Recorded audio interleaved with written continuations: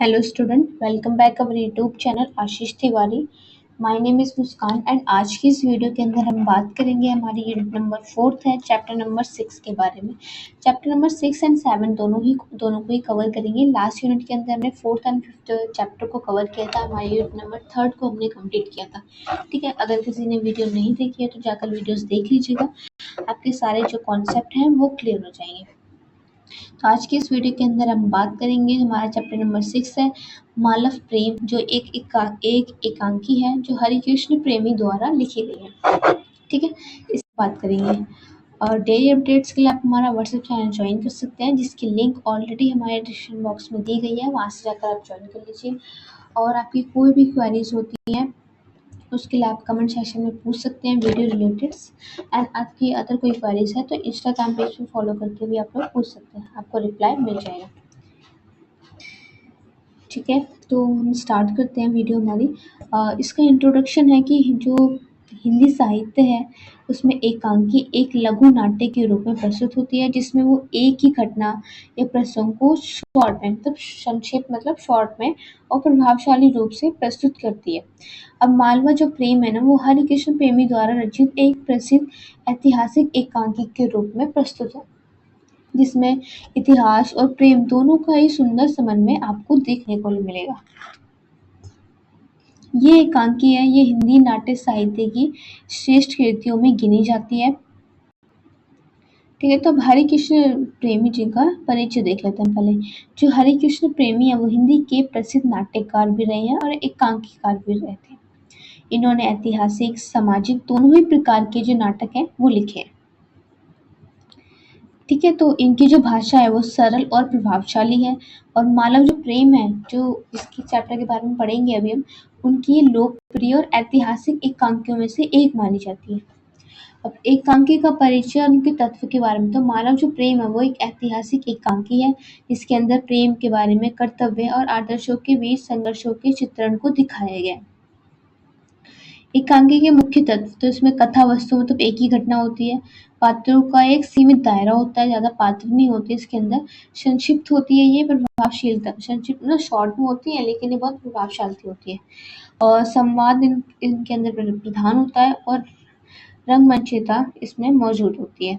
तो अब मालव जो प्रेम उसकी कथा वस्तु देखते हैं, तो जो मालव प्रेम है इसकी कथा राजा भोज और मालव राज्य की पृष्ठभूमि पर ही आधारित है।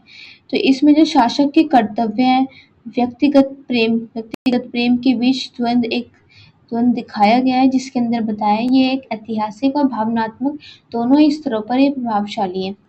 तो इसमें पात्र कौन से हैं? इसमें पात्र कम है लेकिन गहरे और सजीव है। जैसे राजा भोज, तो ये वीर है, न्यायप्रिय है और कर्तव्यनिष्ठ राजा है।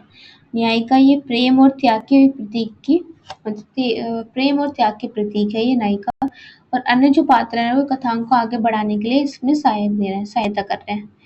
अब संवाद योजना, तो संवाद इसमें सरल है, प्रभावशाली है और परिस्थिति के अनुकूल इसके अंदर यूज किया गया है। पात्रों की जो भावनाएं हैं, विचार हैं, वो सीधे संवादों के लिए ही प्रकट होते हैं। संवाद में नाटकीय प्रभाव, भावनात्मक गहराई भी इसके अंदर मौजूद है। तो देश काल वातावरण, एकांकी का जो वातावरण है वो ऐतिहासिक है और मालव राज्य और राजा भोज एक समय में ऐसे ही चित्रित है। तो देश काल एक चित्रण सजीव और प्रमाणिक भी है। उद्देश्य, तो एकांकी का उद्देश्य केवल मनोरंजन नहीं है, बल्कि कर्तव्य, आदर्श और प्रेम का संदेश देना भी है। पाठक दर्शक को ये भी, मतलब एकांकी का उद्देश्य क्या होता है? तो एकांकी का उद्देश्य ये नहीं होता कि वो सिर्फ आपका मनोरंजन करे, नहीं, बल्कि वो उसके कर्तव्यों के बारे में, उनके आदर्श के बारे में, उनके प्रेम का एक संदेश देने का उसका एक माध्यम होता है। पाठक दर्शक को यही सिखाना चाहते हैं कि जो सच्चा शासक है वही है जो अपने कर्तव्य को सबसे ऊपर रखता है। भाषा शैली, तो इसके अंदर भाषा सरल, प्रभावशाली और पात्रों के अनुकूल है। कहीं तो उन्होंने संस्कृत निष्ठ और साहित्यिक शब्दावली का यूज किया है। और शैली जो है वो संवाद इनका प्रधान है और नाटकीय भी है।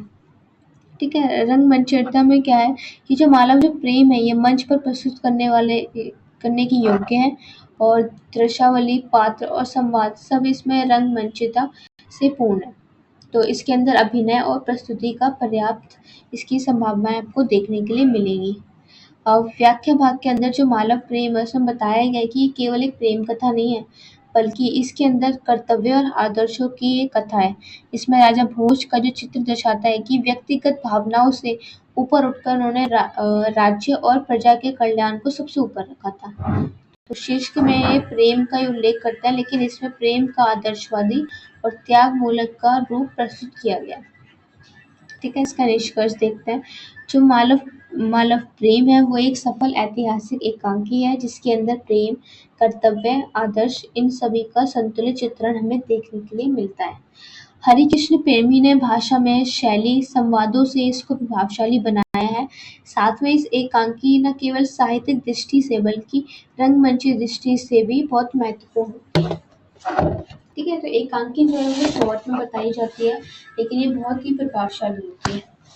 तो ये चैप्टर नंबर 6 हमारा हमने कंप्लीट कर लिया। देन चैप्टर नंबर 7 को देखते हैं। तो चैप्टर नंबर 7 हमारा गूंगिया, ये एक संस्मरण है। संस्मरण क्या होता है? मतलब जो कहानी, जो घटना बीत रही है, जो घटना घटित हो रही है, उसके ऊपर हम उसके बारे में लिखते हैं बाद में, उसको हम बोलते हैं संस्मरण। संस्मरण मतलब कोई भी चीज़, अब आप कहीं घूमने गए हो, उसके बारे में वापस आके आप किसी को बताते हो या अपनी डायरी में लिखते हो, वहाँ से आकर के आप यहाँ पर गए थे, तो वो एक संस्मरण है। अब उस चीज़ को आप याद करके उसके बारे में लिख रहे हो तो उसको संस्मरण बोलते हैं। ठीक है, तो ये किसके द्वारा लिखी गई है? ये लिखी गई है महादेवी वर्मा के द्वारा। प्रस्तावना देखते हैं। जो गूंगैया महादेवी वर्मा के संस्मरण अतीत के चलचित्र से लिया गया है।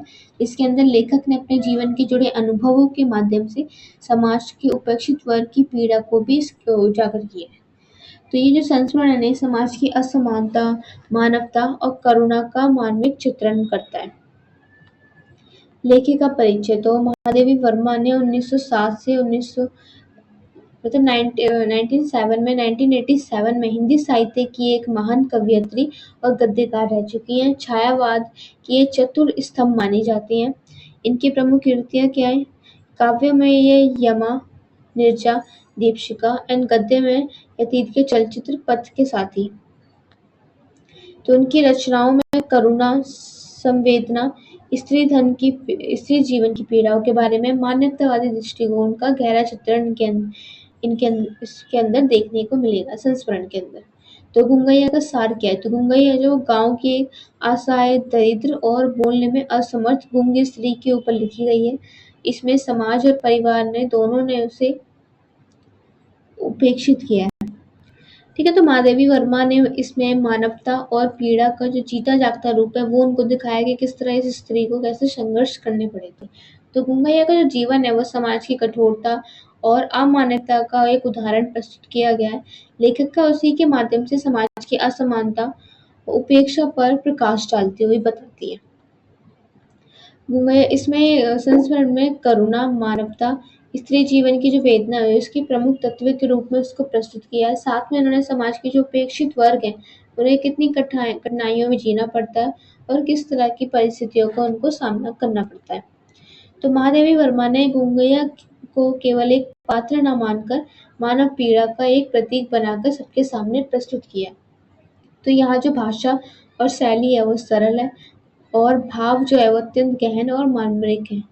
व्याख्या भाग के अंदर गूंगैया का जो चित्र है वो समाज की अन्यायपूर्ण व्याख्या पर ही प्रश्न चिन्ह है। तुम लेखिका कहती हैं कि जब एक समाज उपेक्षित वर्ग को सम्मान नहीं देगा तब तक एक सच्ची मानवता अधूरी रहेगी। जब सबको इक्वली राइट्स नहीं मिलेंगे, कोई अधिकार नहीं मिलेंगे, उनको बराबरी का अधिकार नहीं मिलेगा, उनको सम्मान नहीं मिलेगा, तब तक ये जो हमारी सच्ची मानवता है ये अधूरी ही रहेगी। ठीक है, गूंगैया की जो पीड़ा है वो हमें ये सोचने पर मजबूर करती है कि वास्तविक में प्रगति जो वो केवल है वो आर्थिक और मतलब आर्थिक या राजनीतिक नहीं है, बल्कि वो मानवता और करुणा में है। ठीक है, तो ये चैप्टर समझ में आ गया हो आपको। गूंगैया जो केवल है वो एक संस्मरण नहीं है, बल्कि समाज के लिए एक आईना भी है। महादेवी वर्मा ने इसमें करुणा, संवेदना का एक मानवीय संदेश भी प्रस्तुत किया है। इस संस्मरण में उपेक्षित, वंचित लोगों के प्रति संवेदनशील बनने की उन्होंने प्रेरणा भी दी। ठीक है, तो हमारा ये चैप्टर है ये कंप्लीट हो चुका है। इसकी लास्ट यूनिट थी वो भी कंप्लीट हो चुकी है। तो यहाँ भी जो सब्जेक्ट है हमारा उसका सिलेबस हमने कंप्लीट कर लिया।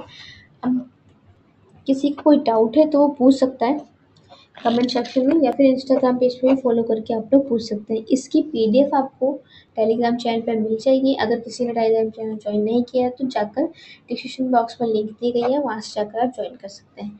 ठीक है, और डेली वीडियोस के लिए आप हमारा यूट्यूब चैनल सब्सक्राइब कर लीजिए, जिससे आने वाली वीडियोस की अपडेट आपको टाइम टू टाइम मिल सके।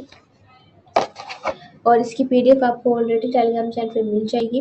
अगर आपका कोई भी डाउट होता है इंस्टाग्राम पेज पे फॉलो करके आप लोग पूछ सकते हैं, या फिर कमेंट सेक्शन में भी पूछ सकते हैं। ठीक है, अब मिलते हैं हमारी नेक्स्ट वीडियो में। ये जो हमारा सिलेबस हिंदी AMP का सिलेबस है वो हमने कंप्लीट कर लिया।